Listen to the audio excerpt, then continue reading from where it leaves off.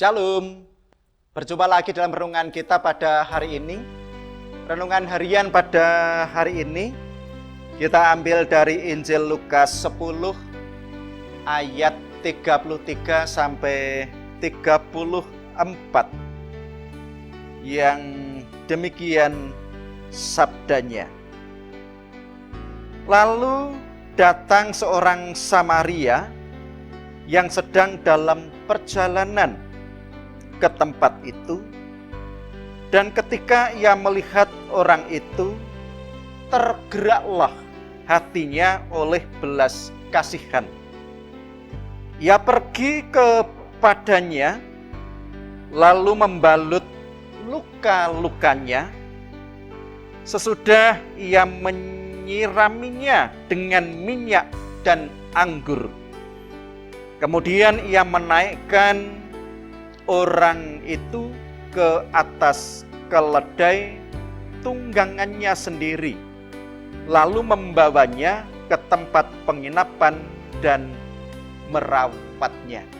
Yang berbahagia ialah setiap orang yang mendengarkan firman Tuhan dan yang melakukan di dalam kehidupannya. Adapun tema pada hari ini, orang yang murah hati. Saudara-saudara yang dikasihi Tuhan, dalam bacaan kita ini, ketika ada orang yang mengalami kesulitan di dalam tangan orang-orang penyamun, tentu membutuhkan pertolongan dari orang lain. Nah, ketika orang ini jatuh dalam orang-orang penyamun dan orang melihat baik dari golongan imam, ketika melihat ya terus berjalan, tidak ada pertolongan dari golongan imam ini. Dan juga orang Lewi yang melihat juga berjalan terus, tidak menolongnya. Dan yang ketiga, ketika orang Samaria yang lewat di situ, karena tergerak hatinya, seperti dalam tema orang yang murah hati, orang Samaria ini turun dari keledainya untuk menolong orang tersebut. Turun dari keledainya, menyirami dengan minyak dan anggur yang dibawanya. Tidak terhenti sampai di situ, lukanya dibalut. Dan harapan supaya kalau berdarah tidak terus berdarah, tapi dibalut. Juga tidak sampai di situ, dinaikkan, ditunggangkan ke dalam keledainya. Bisa jadi orang Samaria ini tidak naik keledai, tapi malah menuntun keledainya karena sudah dinaiki orang yang ditolong tadi. Terus dibawa ke dalam penginapan untuk dirawatnya.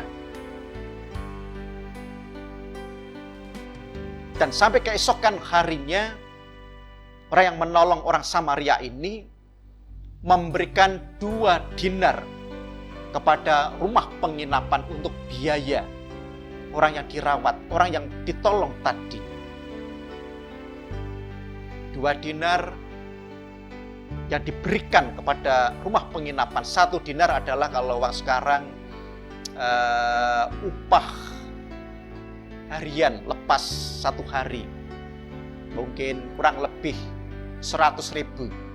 Kalau 2 dinar berarti 200.000. Kalau kurang, ya, orang Samaria ini berjanji kepada rumah penginapan ini, Kalau kurang nanti akan diberikan ketika saat datang kembali. luar biasa. Orang Samaria yang murah hati, yang notabene orang yang tidak kenal Tuhan.